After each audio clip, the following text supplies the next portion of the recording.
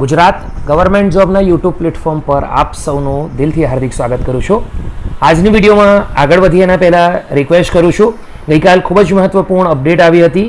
CCE group બીના પરિણામ જાહેર કરવા બાબત પ્રોવિઝનલ લિસ્ટ આવી ગયું છે.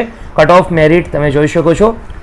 28 જુલાઈથી ઓજસ પર એક નવી ભરતી શરૂ થવાની છે.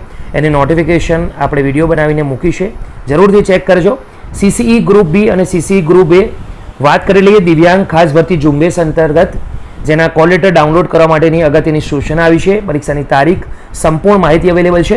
GSSB તરફથી એક નવી નોટિફિકેશન આવી છે જગ્યામાં વધારો કરવા બાબત. લગભગ 500 જગ્યા હતી અને હવે 800 જગ્યા થઈ ગઈ છે. તો તેની માહિતી જરૂરથી ચેક કરી લેજો. હોઈ શકે છે તેમાં તમે એ ભરતીમાં ફોર્મ પણ ભર્યા હોય. જો તમે ગુજરાતમાં આવનારા ભરતી મેળામાં ઇન્ટરેસ્ટેડ છો, પ્રાઇવેટ નોકરીઓમાં મેળવવા માંગો છો, તો આજની આ વિડીયો તમે ગઈકાલે મૂકેલો છે તે ખાસ ચેક કરી લેજો. વિદ્યાસહાયક ભરતી અંતર્ગત ખૂબ જ મોટા સમાચાર, ગુડ ન્યૂઝ અવેલેબલ છે. ગઈકાલ 19 જુલાઈના રોજ આવ્યા હતા. તો એકવાર વિડીયો ખાસ ચેક કરજો, બનાવીને મૂક્યો છે. GWSSB 23 જુલાઈથી અરજી શરૂ થશે અને છેલ્લી તારીખ 28 રહેશે.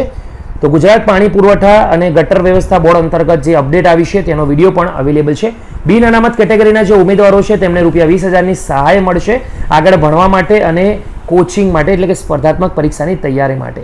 તો વિડીયો ખાસ ચેક કરી લેવા વિનંતી. GPSC DYSO ક્લાસ 3 મામલતદારની ઓફિશિયલ નોટિફિકેશન આવી ગઈ છે. GPSC DYSO exam date 2025 official notification finally જે અવેલેબલ છે તેના વિશે વાત કરીએ તો ગુજરાત જાહેર સેવા આયોગની ઓફિશિયલ અપડેટ સ્ક્રીન પર અવેલેબલ છે. દોસ્તો સ્ક્રોલ કરીને નીચે જઈશું.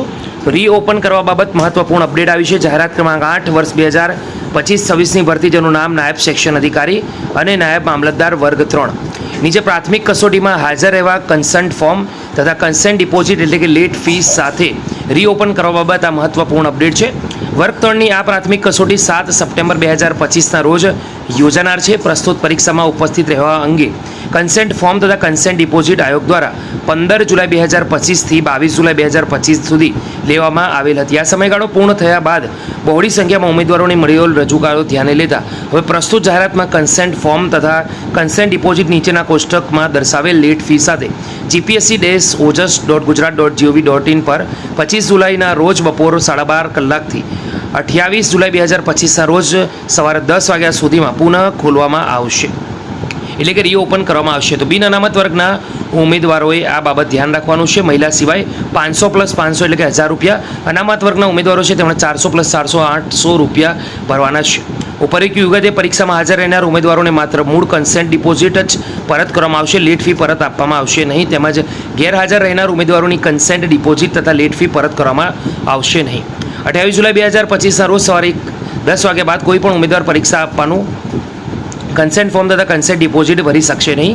ઉપરયુક્ત કન્સેન્ટ ફોર્મ તથા કન્સેન્ટ ડિપોઝિટ અંગેની અન્ય સૂચનાઓ આયોગની 14 જુલાઈ 2025ની અગત્યની જાહેરાત છે દોસ્તો, એ મુજબ યથાવત રહેશે. તો ઉમેદવારોએ બાબત ખાસ ધ્યાન રાખવાનું છે. આજની અપડેટ ગમી હોય તો વિડીયોને લાઇક જરૂરથી કરજો.